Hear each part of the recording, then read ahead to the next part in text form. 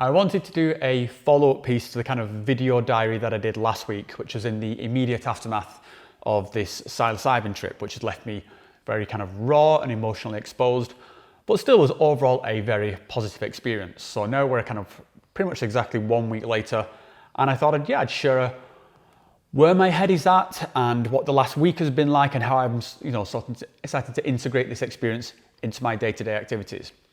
So 1 week later, I would say the narrative remains the same. I still view this as an incredibly positive experience. And I must say I've had a lot of great interactions with you guys over the last week. I've had some really beautiful sort of comments and support. And I think the thing that became apparent to me, which I sort of wanted to cover in this sort of vlog, is how I want to normalize this conversation around psychedelics. So a lot of the comments that I received were expressing support for just that I was expressing these things. And first of all, I want to say I really appreciate those. It really touched my heart. But I think it also raised the point that we need to normalize this conversation around psychedelics. So that when people are having these experiences, that it's not seen as anything unusual to be able to talk about them in this kind of very frank and open manner. So within the kind of the psychedelic community, it covers a wide spectrum from people who sort of see them as bordering on almost like religious experiences to people who see it as like very sort of cut and dry, it's just drugs and we're getting high kind of thing. And I think as with all kind of voices in any sort of sphere, the stuff in the middle gets lost a bit. So the kind of what I would say like the normal voices, you see this a lot in kind of like political conversations. And that's what I'm hoping to do here with my voice on this channel, is to put out a voice for the kind of, the everyday experience, the people who are looking to get the benefits from this without sort of completely going over the diving board into sort of, reality bending conversations or being completely dismissive and just saying, oh, well, it's just drugs and you're just getting high. We've got to find a way, I think, to sort of, I think the phrase I would use is to normalize these conversations, to bring these spheres together and just have a middle ground. And that's not to be dismissive of those two sort of, two voices on the outer spectrum. There's a lot of fun and creativity and exploration that can be had, delving into these deep concepts and exploring, what this means in terms of sort of consciousness and the universe. And I think there's also a lot of fun to be had in the sort of the hardcore science of like what is happening at a sort of like at a chemical biological level when these substances take effect. So I'm not saying that this is the only way and this is bullshit. I guess I'm just looking for a more like holistic view of all this stuff, whereby it's something that can sort of really glue it together and just bring it into our sort of normal society conversations without it being seen as this wacky thing that, potentially crazy people do. I think a good example of people who do this really successfully is some of the people I look to as kind of influences, which is like Terence Mckenna or Sam Harris. Now, Terence Mckenna could be as out there as anybody who can be out there, but he also spoke in this very sort of clear, lucid way. And even though he was talking about fantastical sort of experiences, he could do it in a way that pretty much anybody could understand. I mean, I've seen people listening to Terence Mckenna who I wouldn't have dreamed would have had any interest in this subject of psychedelics and just been transfixed and spellbound because he has this way of describing it. He also can use a lot of this kind of fluffy poetic language, but he also is very grounded, the kind of the way he speaks about these things. It's very no bullshit. And I think that's why Terence Mckenna got so popular.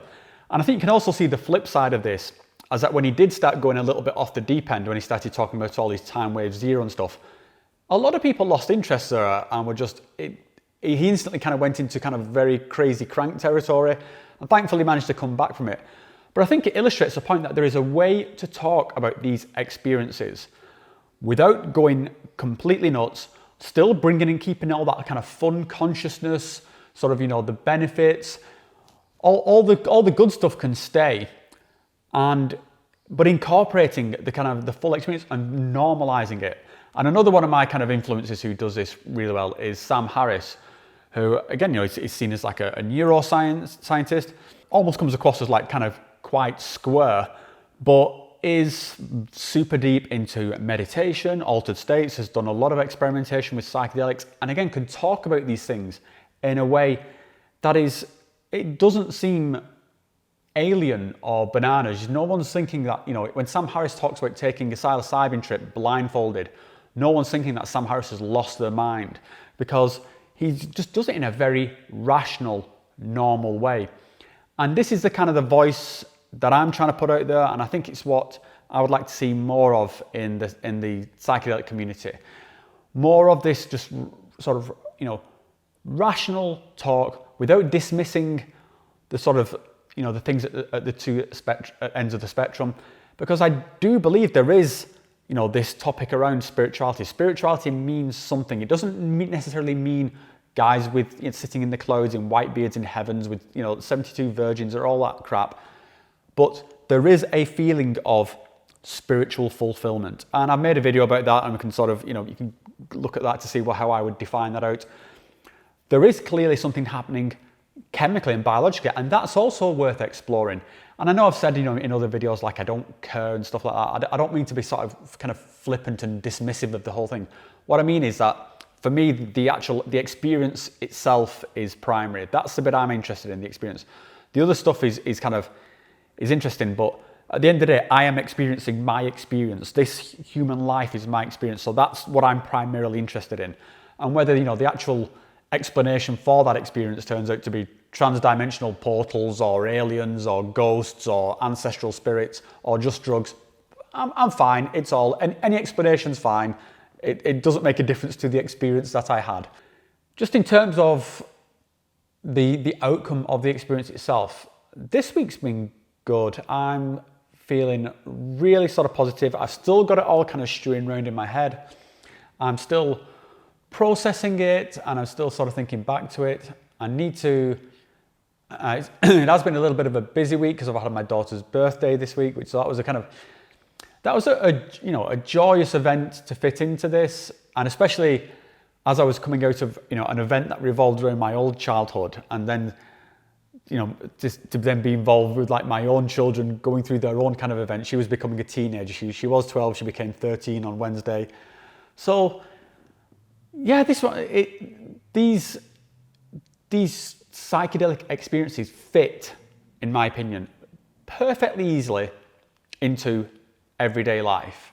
There's no sort of disconnect here whereby, you have an experience like this and then you spend 12 days cowering under a blanket, shell-shocked with PTSD. I don't think so. I think these fit perfectly well in that I can do something like this on a Friday night,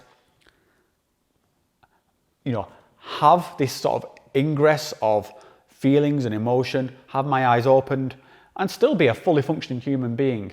And, I don't want to necessarily disappear into a cave and sort of lose myself in consciousness. So, I went to work on Monday and it was absolutely fine. I had a good week at work. I was out with my wife last night. It all fits together. It's not, you don't have to be completely in the sort of enspongle land of consciousness or completely sort of cut and dry and not talking about any of this, the emotional stuff. I think there's a bit in the middle, and that's a bit I want to promote. And